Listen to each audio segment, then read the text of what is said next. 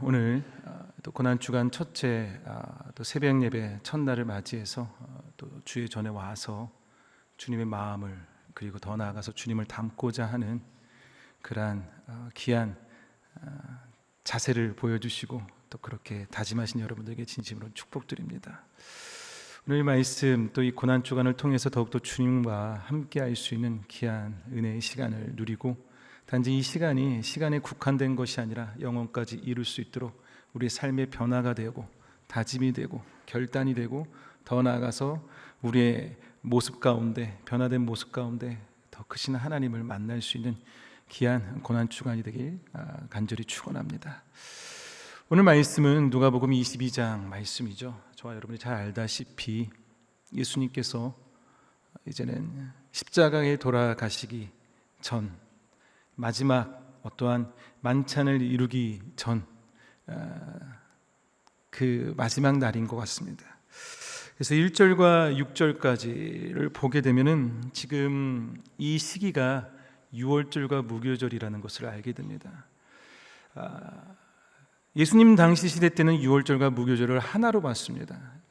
출애굽기를 보게 되거나 이렇게 보게 되면 유월절, 무교절 같이 붙어 있지만 다른 절기로 봤다면 이 당시 시대 때는 유월절과 무교절을 같이 봤습니다. 또 하나는 이제는 누룩, 한마디로 누룩이 없는 것을 먹거나 그렇게 빨리빨리 떠날 수 있도록 그렇게 하는 것이 구약 시대 때 저와 여러분이 지금 성경 통독으로서 읽고 있는 보미에서 아직 모세오경을 지나간 지가 며칠 안 돼가지고 잘 아시겠지만 이 당시에는 이것이 좀 더 큰 축제였습니다. 그래서 크게 준비하고 또 잔치를 벌이듯이 사람들과 함께 먹고 나누는 것이 더 컸습니다. 그래서 이 3대 순례 절기에 속하는 유월절, 어떻게 보면 봄이죠. 니산월이라고 하죠. 이 유월절 기간에 지금 예수님 예루살렘에 입성했고 그리고 더 나아가서 수십만 명이 모이는 큰 절기 행사 가운데 이루어진 일입니다. 왜 이 시간을 설명했을까요? 누가복음 22장 1절 말씀을 보게 되면 왜 이 기간과 이 시간을 설명했을까 한다면 분명한 것은 지금 이 기간을 계획하고 있는 세력이 있다는 거죠. 이때를 보고 그리고 이 무리가 많이 모인 만큼 긴장의 상태는 계속됩니다. 왜 그러냐면은 이 유월절 자체가 이 무교절 자체가 뭐죠? 해방을 의미합니다. 포로에서 해방으로 이루어지는 자신의 민족들의 역사를 다시 한번 기억하는 시기이기 때문에 로마의 입장에서는 민감한 날입니다. 그런데 더 나아가서 수십만 명이 모이는 요세푸스를 보게 되면 100만 명이 넘는다 이렇게 말은 하지만 그건 너무나 큰 것 같고 수십만 명이 모이는 건 확실한 것 같습니다. 그렇게 많은 숫자가 모이면서 자신의 민족이 해방되었던 것을 기념하고 기억하는 시간 자체가 로마인들에게는 긴장을 부르게 되고 소요 사태로 이루어질 수 있는 계기가 될 수 있습니다. 어떤 그런 암시적인 의미도 있었죠. 그리고 이 국가의 해방을 기념하는 유월절과 예수님의 죽음과의 관계 또한 이어지고 있음을 누가는 열심히 우리에게 말하고 있습니다. 결국에 예수님께서 십자가에 돌아가신 이유가 뭐죠? 진정한 해방이죠. 참된 구원을 우리에게 이루기 위해서 자신이 직접 하나님의 부르심 가운데 하나님의 인도하심 가운데 아들로서 이 땅에 오셔서 십자가에 돌아가시는 그 순간까지, 그래서 유월절은 예수님의 죽음이 어떤 의미인지를 참된 해방, 참된 구원의 메시지를 갖고 있음을 말하고 있습니다. 자, 그러는 가운데에서 지금 보면은 대제사장들과 서기관들이 예수 그리스도를 어떻게 죽일까 궁리하고 있습니다. 눈에 가시 같은 존재입니다. 그래서 그들의 계획은 예수에 대한 대중의 지지 때문에 방해를 받고 있다는 것을 말하고 있습니다. 보이고 있습니다. 그래서 1절과 2절 내용을 보게 되면 사람들을 두려워하고 있습니다. 대중들을 두려워하고 있습니다. 그 뜻은 뭐냐면 구테타라든지 혁명을 일으켜서 자신의 위치가 전복이 되거나 무너질 것 같은 두려움, 자신들이 그동안 했던 존경의 위치에서 예수 그리스도의 거대한 어떠한 아이콘 같은 존재로서 드러났을 때, 부상했을 때 자신들이 느끼는 위험성을 분명히 그들은 알고 있었을 겁니다. 더 나아가서 자기들과 친하지 않고 자기들에 대한 안 좋은 얘기들을, 찔리지만 맞는 말이지만 그것을 인정하고 싶지 않은, 성경적으로 올바르게 해석하는 예수 그리스도의 그 메시지 가운데 그들은 분명히 두려움을 느꼈을 겁니다. 그래서 어떻게 죽일까, 어떤 방법으로 죽일까 궁리하고 있는데, 성경을 보게 되면은 그것이 마치 이 유월절이 되어서 어떻게 할까라고 느낄 수 있지만 그것이 아니죠. 옛날부터, 기존부터, 벌써 그 전부터 예수 그리스도를 불편해했고, 어떻게 하면 없앨까, 어떻게 하면 이 존재 자체를 사라지게 할까 생각하고 있었습니다. 그래서 기존의 생각들이 계속적으로 커져가는 때 그들이 끊임없이 예수를 처리할 방도를 찾고 있음을 보게 됩니다. 자, 그런데 그러한 바람이 실행으로 옮겨질 수 있는 하나의 변환이 생깁니다. 바로 예수 그리스도의 제자 중에 한 사람이 그들을 만나게 됩니다. 어떻게 예수 그리스도를 죽일 것인지 방법을 알아보고 있는 가운데 이 가룟 유다는 대제사장들과 성전 경비대장 등과 함께 예수를 어떻게 넘길지 방도를 논의하고 있다는 것을 보게 됩니다. 그래서 그들은 백성을 두려워하고, 유다는 함께하는 무리가 알아채지 못할 때 예수를 배반할 방법을 찾았습니다. 그래서 그들은 그것을 좋아했고 그 날을, 그 디데이를 정하게 되었습니다. 하지만 성경은 인간의 계획으로만 이루어진 것이 아님을 보게 됩니다. 단지 우리의 이성으로, 우리의 논리와 하나님의 뜻이 대적되는 것이 아니라는 거죠. 우리가 생각할 수 있는 어떠한 부분과 하나님이 생각하시는 어떤 부분과의 대립이 아니라는 것을 성경은 여지없이 보여주고 있습니다. 성경은 두 가지로 나눠줄 수 있습니다. 하나님의 뜻을 거스르는 사탄의 계략과 하나님의 뜻을 지켜나가는 하나님의 뜻이 이 성경에는 두 가지로 나눠주고 있습니다. 그 안에서 인간의 논리와 이성과 모든 가치 판단이 그 둘의 영의 대결 가운데서 이루어지는 거겠죠. 자, 그래서 3절을 보게 되면 12 중에 하나인 가룟이라 부르는 유다에게 뭐가 들어갔다고요? 사탄이 들어갔다고 말합니다. 저와 여러분이 이 고난주간을 생각할 때 그냥 예수님께서 십자가에 돌아가시고 그냥 그들을, 예수님을 미워하는 세력으로 인해서 죽었다고 보는 것을 우리가 거기서만 끝내면 안 됩니다. 저와 여러분이 어디까지 봐야 된다면 사단의 세력으로 인해서, 사단의 세력과 하나님의 뜻이 계속적으로 부딪히는 그 영적 전쟁을 우리는 고난주간에도 생각해야 됩니다. 자, 이런 방책을 사탄이 제공하고 있다는 거죠. 사탄이 제공하지 않았으면 여기까지 오지 않았다는 겁니다. 그래서 누가복음에서 사탄은 하나님의 목적과 하나님의 아들의 목적을 반대하는 최고의 대적으로 우리는 알고 있고 이미 그렇게 움직이고 있습니다. 그리고 적당한 때가 되었을 때 유다의 마음 가운데 예수를 배반할 순간을, 그리고 그 찰나의 때를 가리키고 그리고 그대로 움직이게 되는 것을 보게 됩니다. 누가복음에는 그래서 사탄이 유다에게 들어갔다. 유다만이 한 것이 아니라, 대제사장들이 한 것이 아니라, 종교 지도자들이 한 것이 아니라, 그들의 머리와 그들의 생각과 그들의 갖고 있는 능력으로 한 것이 아니라 그 안에서 사탄이 분명히 그렇게 역사하고 있다는 것을 보게 됩니다. 그래서 인간의 제도와 정치적인 대립으로 우리가 보는 것이 아니라 그 이상의 보이지 않는 어떤 존재, 우주적인 영적인 차원으로 옮겨지는 거대한 그때가 이루어지는 것을 보게 됩니다. 자, 그래서 유다는 성전 지도자들과 결탁하고 돈을 받고 예수님을 배반하고자 계약합니다. 자, 그러면은 그것이 1절과 6절까지 이어지는 내용이라고 한다면 7절과 13절의 내용을 보게 되면은, 그럼 예수님은 가만히 계셨을까요? 예수님은 그걸 모르고 마지막이라고 생각 안 하시고 6월절을 즐기기 위해서, 그것을 함께 제자들과 맛있는 음식을 먹기 위해서 준비하고 있는 건가요? 아니라는 거죠. 절대 무방비가 아니었습니다.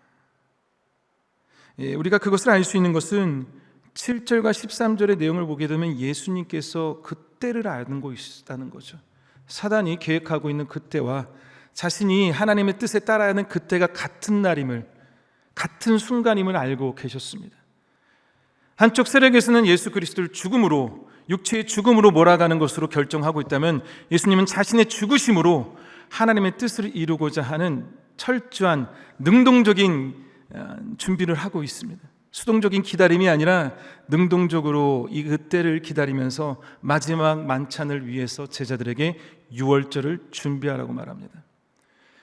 7절에서 13절 내용을 보게 되면 무려 4번 유월절을 말합니다. 4번 준비라는 단어가 나옵니다. 자세히 보시면 4번이라는 유월절과 4번의 준비가 계속적으로 반복적으로 있다는 거죠. 그것은 허투루 나오는 것이 아니라 알고 계셨고, 유월절 그때 그 순간이 자신의 마지막 고통과 고난의 길로 가는 그 순간임을 알고 제자들에게 준비하라고 말하고 있습니다.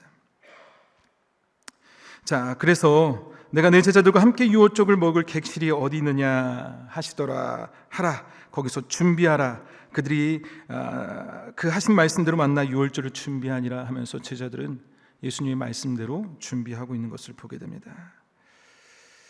자, 그래서 그 유월절의 만찬의 시간을 갖게 되죠. 그래서 14절에 그때가 이르매, 마지막 제자들과 함께하는, 마지막 제자들과 육체의 모습으로 부활하기 전에 이제 마지막으로 함께하는 만찬의 자리를 갖게 됩니다.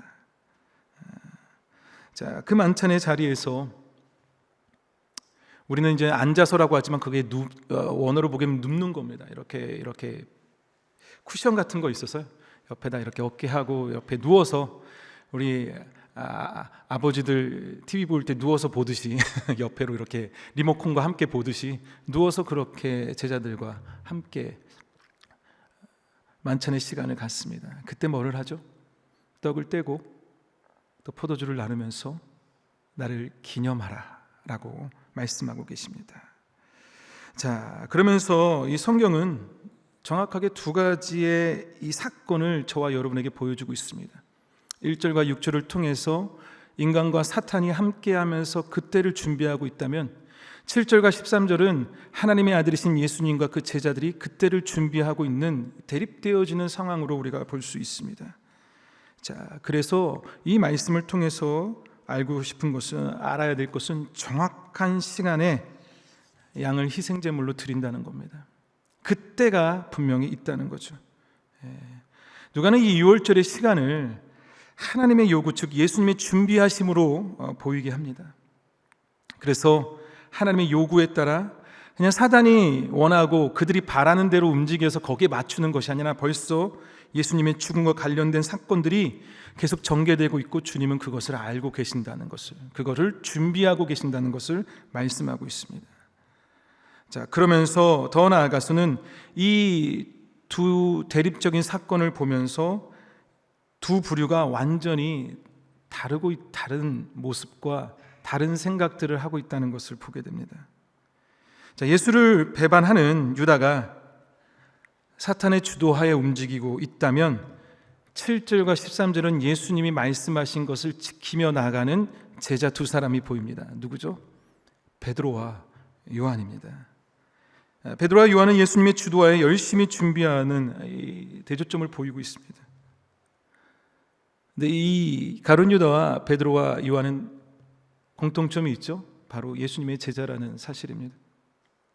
12제자 공동체에 속해 있지만 유다는 돈을 받고 예수를 배반하는 점에서 사탄의 대리자가 되는 반면, 베드로와 요한은 제자로서 그 길을 걸어가면서 결국에 이 누가복음을 쓴 누가가 사도행전까지 이르면서 베드로와 요한이 지도자의 역할을 맡기는 것까지, 그것을 감당하는 것까지 계속 이어나가는 것을 보게 됩니다.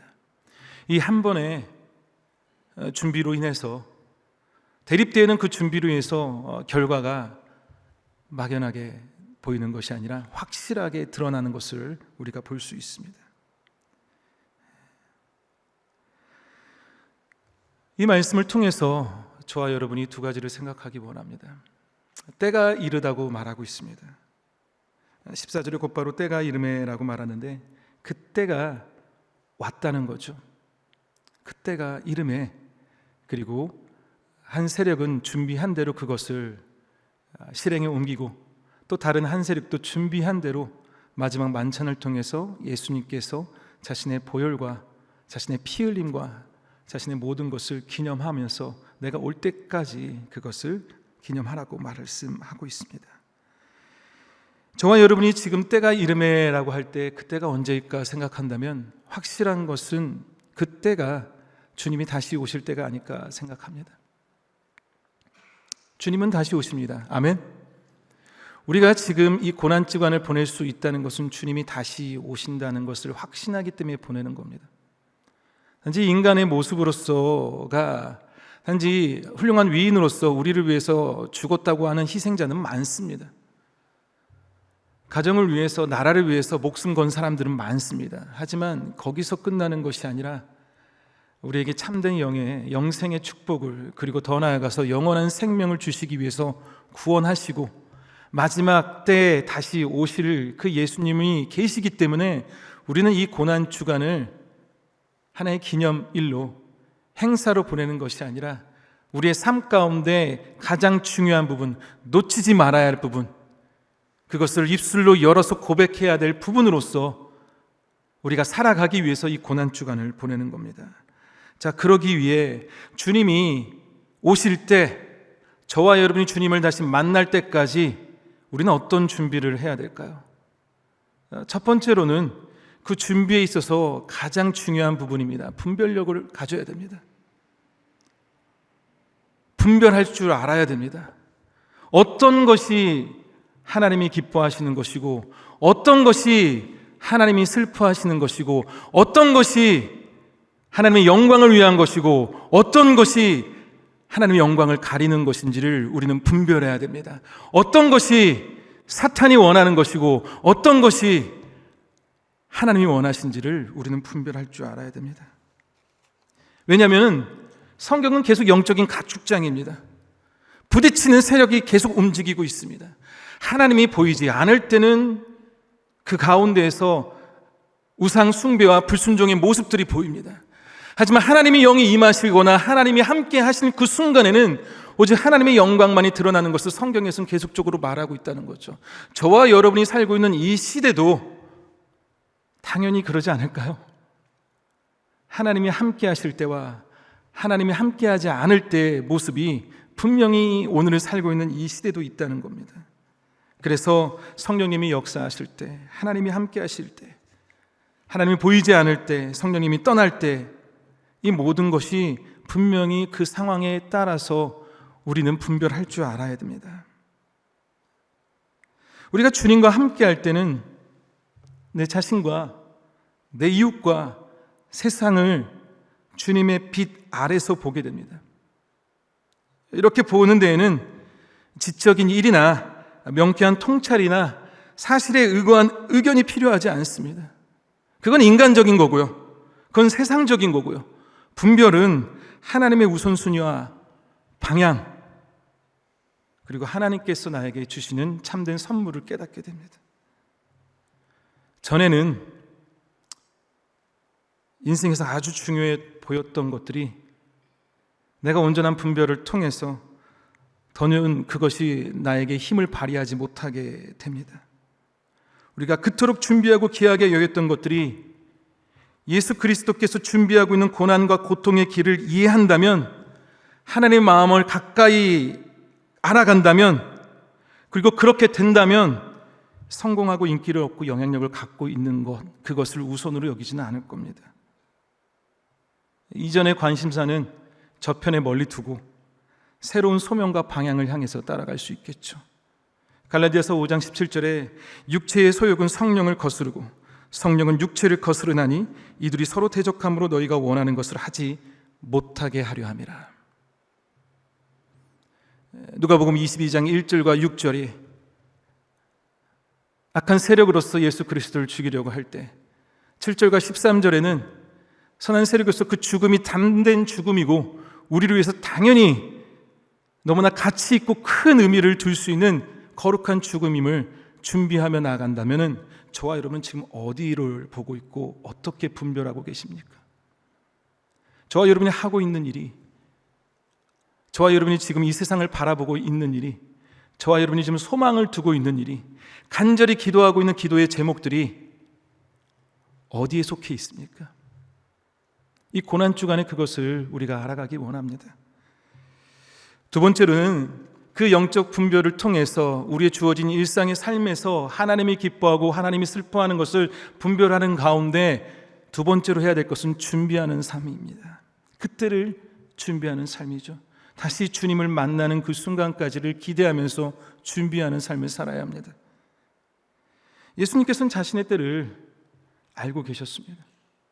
그리고 다시 오실 때는, 그러나가 그날과 그때는 아무도 모르나니 하늘의 천사들도 아들도 모르고 오직 아버지만 아시느니라. 주님께서는 그때를 알고 계십니다.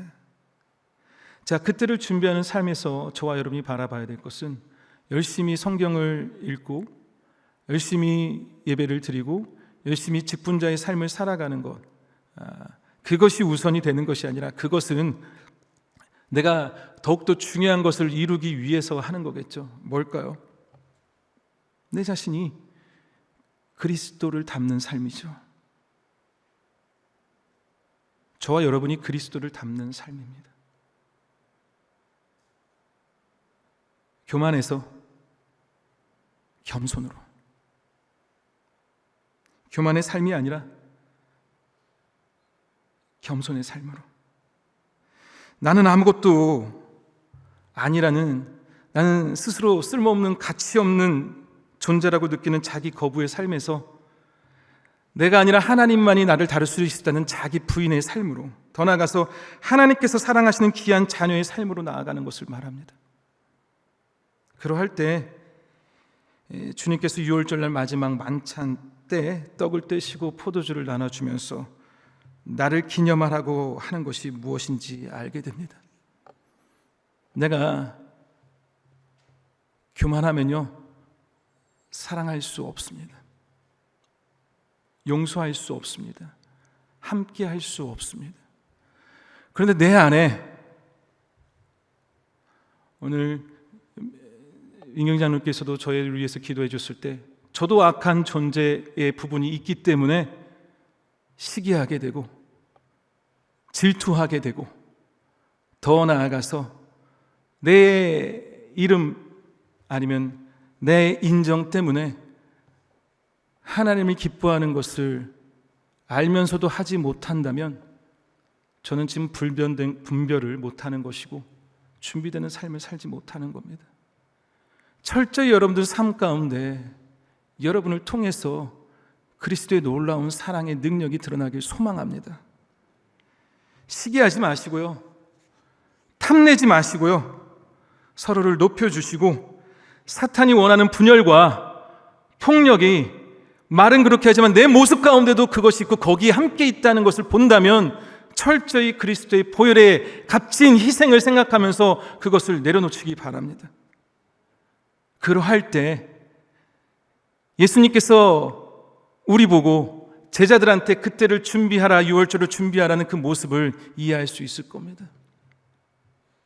내가 원하는 것이 아니라 주님이 원하시는 삶, 이 세상을 바라볼 때 주님의 시선으로 분별할 수 있는 삶, 더 나아가서 주님이 기뻐하는 삶을 살아갈 때 더 이상 내가 아니라 오직 그리스도가 내 안에 거하는 삶, 그 삶을 살아갈 때 다시 오실 그때 우리는 합당한 모습을 갖고 있지 않을까 생각합니다. 세상을 오늘도 여러분이 살고 있는 이 실리콘밸리를 보면서 사단의 세력을 보시고 하나님의 능력을 보시면서 하나님의 능력을 사모하며 나아가는, 그래서 더 나아가서 분별되는 가운데 오직 그리스도의 합당한 선한 능력을 드러낼 수 있는 구별된 삶을 살길 간절히 축원합니다. 기도하겠습니다.